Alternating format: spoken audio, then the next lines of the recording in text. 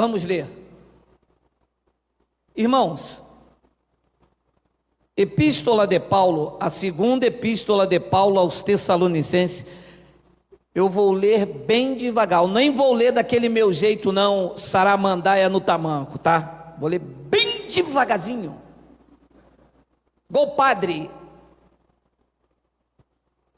Segunda epístola de Paulo aos Tessalonicenses, capítulo 2, versículo de número 1. Irmãos, no que diz respeito à vinda de nosso Senhor Jesus Cristo e à nossa reunião com Ele, nós vos exortamos. Paulo está escrevendo aos Tessalonicenses. Isto é uma doutrina? Não. É uma conversa de Paulo com os Tessalonicenses.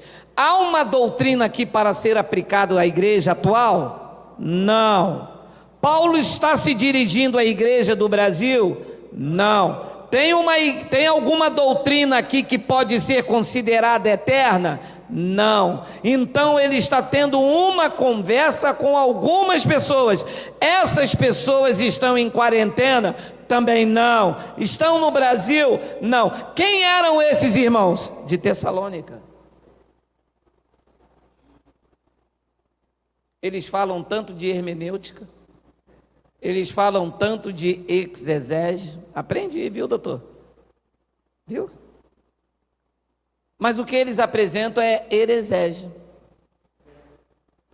Será que Paulo, quando escreveu aqui irmãos, no ano 53 da escrita desta carta, poderia imaginar que eu estaria aqui lendo esta carta? Claro que não, Paulo não era vidente. Paulo era pregador do evangelho, não era vidente. Eis que Deus me mostra um negão lá no Sarapuí, ele é meu irmão. Como? Paulo está falando com os irmãos da Tessalônica. Então o evento era para aqueles dias, lá na Tessalônica. Havia um burburinho, havia um frenesi de que o Filho do Homem iria voltar. A carta escrita no ano 53, e o Filho do Homem, Jesus de Nazaré, morreu no ano 33. Estavam dentro daquele evento, o acontecimento, a cada esquina, a promessa do juízo estava sendo falado. Por quê? Porque o Filho do Homem prometeu que iria vir nessa geração aí que Paulo está escrevendo. A expectativa era muito grande. Então vinha um e dizia: olha, a vinda do Senhor já aconteceu. Aí vinha outro e dizia: vai demorar. E este burburinho chegou na cidade de Tessalônica. E Paulo, então, está falando com eles. Tanto é que Paulo se inclui nela. Porque para Paulo, ele iria estar vivo nesse acontecimento. Só que foi decapitado em Roma. Ah, mas isso não está escrito na Bíblia. E é. Você só crê se você lê, né? Porque a história para você não conta, né? Então Paulo não morreu decapitado porque não está escrito, né? Então Pedro não morreu de cabeça para baixo porque não está escrito, né? As pessoas ignoram o fato histórico. Não, porque não está escrito aqui, porque... Meu amado, fica de quarentena, fica. Faz isso não. Não ignora a história. Então ele diz aqui, irmãos, no que diz respeito à vinda do nosso Senhor Jesus Cristo. Então Paulo estava falando com os irmãos na Tessalônica, não está falando comigo. Isto não é uma doutrina para ser aplicada. O que nós observamos de Paulo é a doutrina que ele pregava. Eu não observo a forma em que Paulo andava. Paulo vestia avental. Ia lá, a gente segue Paulo, usa avental também. Ia lá, Paulo não. Olha só, Paulo não casou. E eu também não vou casar, não. Eu estou na graça. Hein, negão? Hein, negão? Você não casou, não, negão? Pô, pode parar, cara. Ouve, deixe-se libertar, sai dessas amarras, para com essa paranoia, permita-se crescer na graça e no conhecimento, para com essa coisa louca, entenda, daqui o que nós temos que extrair é a sã doutrina. Não são os acontecimentos para aquele dia, não é a cultura, entende? A paranoia. As pessoas se pegam num texto de Paulo que ele escreveu aos Coríntios, e disse: o homem, a mulher está presa ao homem enquanto ele viver. Mas isto era um evento para a cidade dos Coríntios, e fazem disto uma doutrina ferrenha, e o marido bate na mulher, e usa o versículo, e o marido trai a mulher com um homossexual, a mulher descobre, mas ela está na igreja, e porque ele dá dinheiro na igreja, o pastor diz: não, está escrito para quem? É doutrina. Casamento não é doutrina. Casamento é algo individual. Cada um tem o seu. Se fosse doutrina, o teu casamento seria igual ao meu, esse igual dele, esse igual dele, esse igual dele. Para com essa paranoia de pegar uma passagem dentro de um contexto cultural, de um contexto social para uma determinada cidade, escrita por Paulo, e fazer disso uma doutrina de prisão. Pessoas que tiveram um casamento dentro de uma profecia, era carne, deu errado e vivem até hoje sozinhos aí.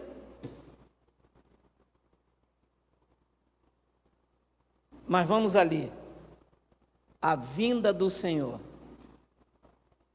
Então Paulo está escrevendo isso no ano 53 para os seus ouvintes.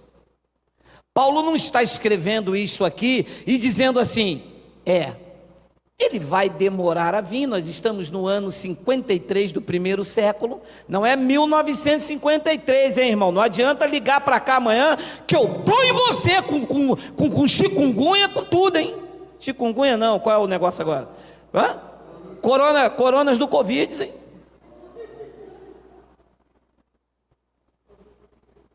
O ano aqui é 53 da era cristã.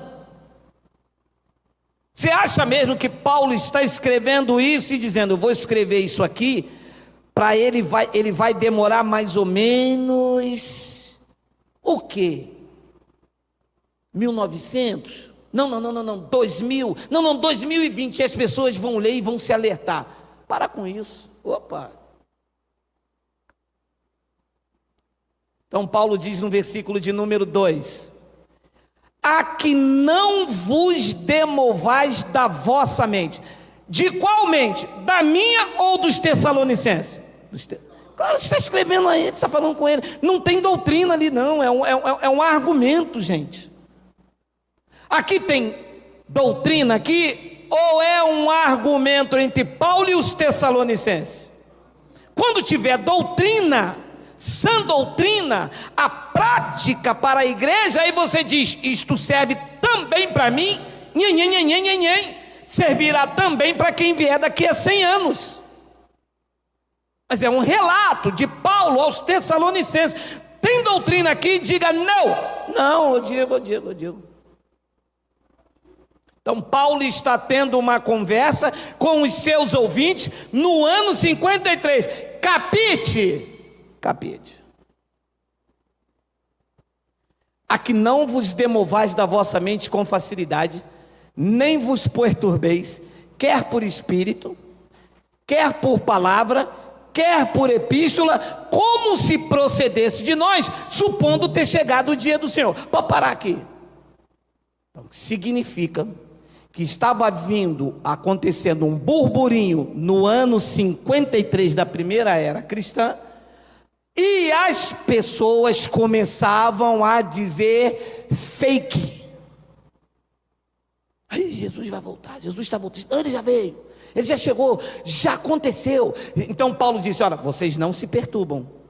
Vocês aqui em Tessalônica, vocês não se perturbam por espírito, ficar inquieto, por palavra, e quer por epístola, por alguém que escreveu. Epístola é uma carta, tá, doutor? Ou uma epístola, como se procedesse de nós, como se fosse Paulo e os pregadores, os pregadores daquela época tivessem dizendo: chegou o dia do Senhor. Você está entendendo, sim ou não? Sim.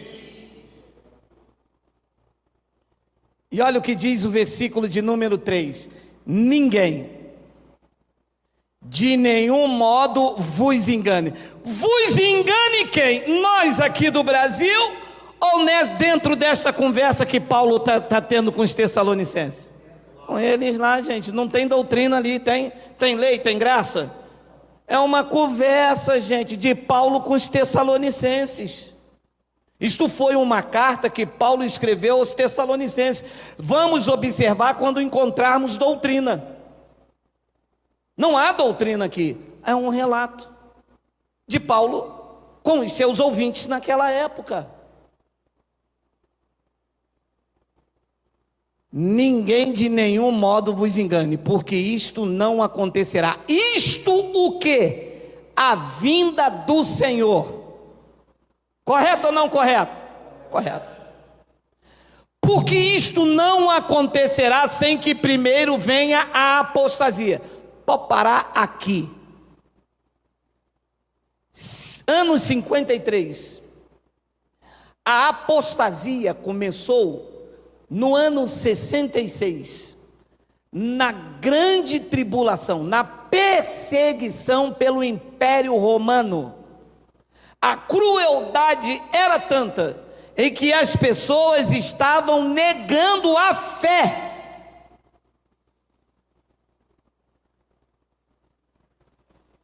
Esse homem foi decapitado, mas não negou a fé. Ele disse: eu combati o bom combate, acabei a carreira, eu guardei a fé. Pedro foi crucificado de cabeça para baixo, mas não negou a fé. Havia também Antipas, a fiel testemunha, havia Policarpo, havia várias pessoas que passaram pela grande tribulação. E os outros? Muitos apostataram da fé, deixaram a fé. Aí ele diz: a vinda do Senhor, disse Paulo no ano 53, não acontecerá sem que primeiro venha a apostasia. Agora leia, agora vem o choque de ordem. E seja revelado o anticristo. Mas eles dizem que é anticristo, ali está escrito o homem da iniquidade. Os professores da escola dominical e alguns pregadores de Quissuco, que são pregadores de Quissuco, dizem que é o anticristo, mas ali diz que é quem? O homem. Diz que era um homem da iniquidade, o filho da perdição. Será que Paulo, quando escreve isso aqui, estava olhando e dizia: já sei, este homem será Bill Clinton? Será? Será que Paulo olhou para cá e disse: já sei, este homem vai ser... Não, aquele do Usain Bolt, né? Aquele que... Usain Bolt. Olha, gente, É porque eu falei que ia falar, mas dá vontade de sair por aqui dando uns terra, uns glória, uns rabanada. Então, Paulo diz, olha, a vinda do Senhor, falando com eles, não vai acontecer sem que primeiro, número 1, venha a apostasia, e seja revelado o homem da iniquidade, o filho da perdição. Aqui tem uma vírgula. Vamos continuar a conversa. O qual, olha, o homem da iniquidade, o filho da perdição. Diz que o qual o homem se opõe, é um diabo, opositor, é um adjetivo, e se levanta contra tudo que se chama Deus, ou é objeto de culto, e diz que o homem da iniquidade, o filho da perdição, a ponto de se assentar no santuário de Deus. Pô, parar!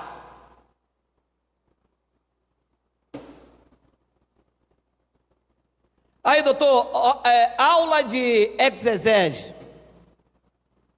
Ora, se a carta está sendo escrita no ano 53,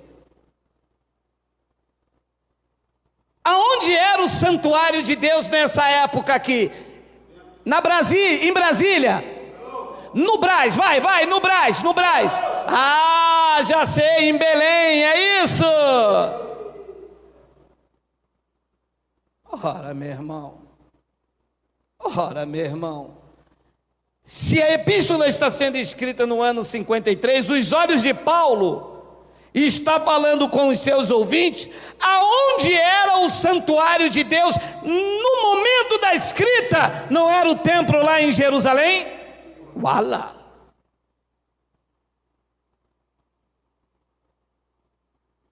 A pergunta que eu faço é: como é que esse homem vai se manifestar se o santuário hoje sou eu e é você? Ele vai sentar em mim? Em mim é ruim. Sou legal, rapaz. Que homem vai sentar em mim, vai me amassar todo, vai me estrunchar todo? Assentar aqui é que o homem da iniquidade ia entrar dentro do santuário lá em Jerusalém, o templo lá em Israel. Quem foi esse homem? Que esta palavra se cumpriu dali a alguns dias, 53 para 70, são 17 anos. 17 anos depois dessa escrita.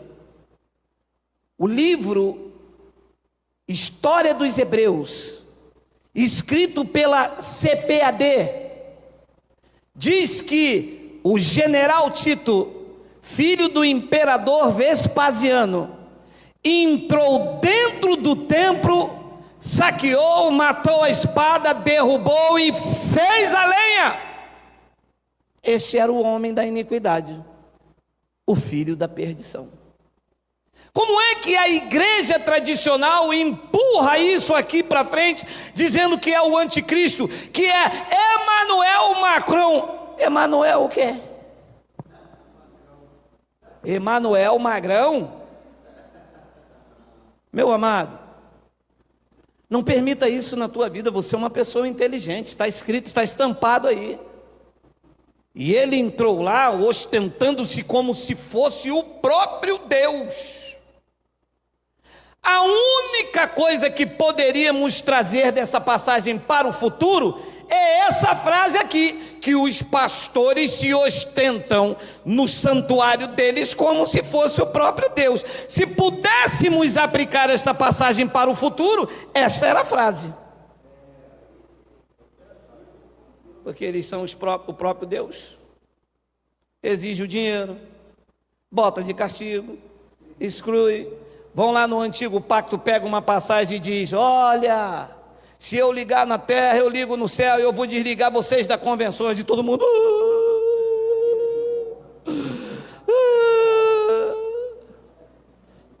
Agora em dezembro nós vamos consagrar, dizem os pastores, né? Dizem os que se ostentam como próprio Deus, nós vamos consagrar aquele obreiro fiel. E fica aquela disputa, aquela carnalidade para quem sentar aqui. Eles gostam disso. igreja cheia, 5.000 pessoas, e eles sentados aqui com aquela carinha deles, que...